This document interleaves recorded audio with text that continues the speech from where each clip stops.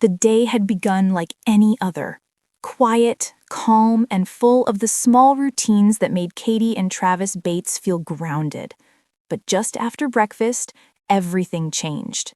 Katie had been sitting at the kitchen table, rubbing her side and trying to ignore the sharp, twisting pain that kept tightening in her abdomen. She didn't want to worry anyone, not Travis, not her family, and especially not herself. But when the pain struck again, harder this time, her fork clattered against her plate. Travis looked up immediately. Katie? That didn't look good.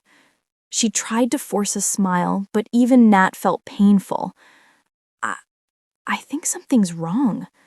Within minutes, the calm morning dissolved into panic.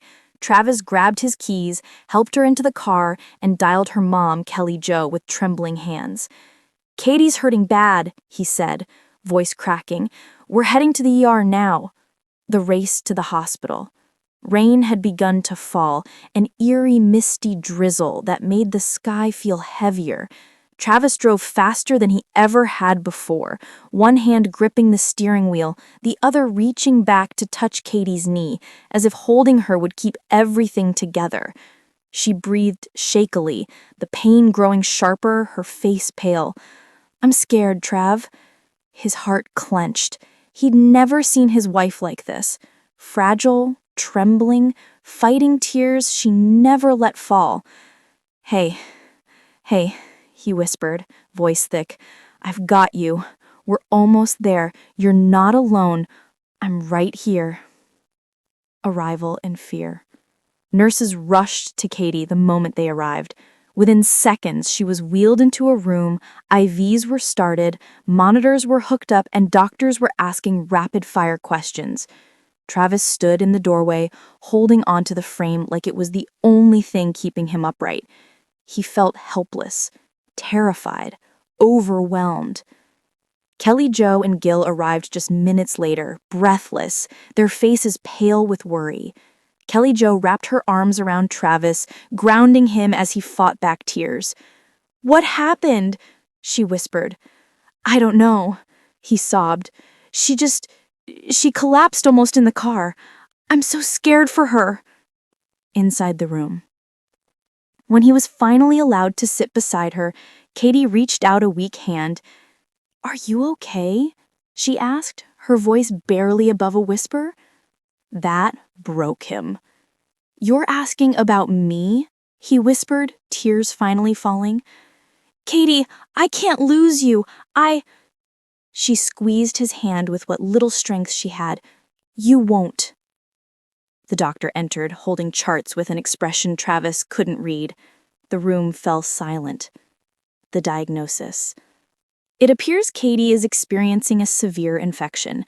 We caught it early enough to treat, but she needs medication immediately and will be admitted overnight for observation. Relief hit Travis so hard he nearly collapsed.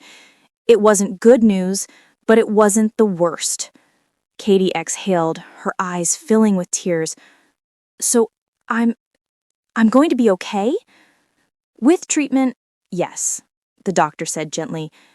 You're in good hands. Family gathers. One by one, her sisters began to arrive. Erin held her hand, Carlin brushed hair from her face, Lawson prayed quietly in the corner. They filled the sterile hospital room with warmth, love, and steadfast faith. We've got you, her sisters whispered. You're not going through this alone. A moment of stillness. Later that night, when the room had finally quieted and the monitors beeped softly in the background, Travis sat beside her bed, still holding her hand. Katie watched him with tired eyes. You didn't leave. I'll never leave, he whispered, not for a moment. She smiled faintly. Then I'm safe. A new day. By morning, her fever had lowered, the color had returned to her cheeks, the doctors were encouraged, and Travis, still emotional, still shaken, felt the world settle back into place. Katie was healing. The crisis had passed, and the Bates family, once again, had walked through fear together and come out stronger.